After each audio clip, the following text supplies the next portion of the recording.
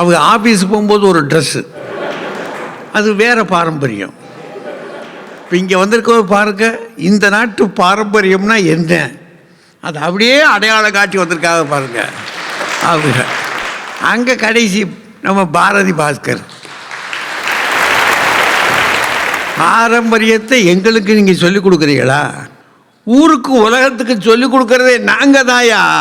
அவங்க சொல்கிறாங்க, நாங்கள் சொல்ல வேண்டியதை போய் இந்த ஆட்கள்கிட்ட சொல்கிறீங்களே, என்ன அவசியம் அப்படின்னு. கொஞ்சம் சிரமந்தான். இந்த கட்சி இன்னைக்கு பிள்ளை பிழைக்காது.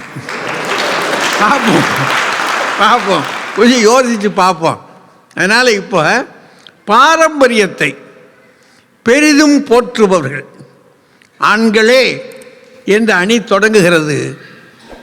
தம்பி சிவகுமார் அவர்கள் அதை தொடங்கி தன் கட்சியை தக்க வைப்பதற்கான முயற்சிகளுக்கு வருகிறார்.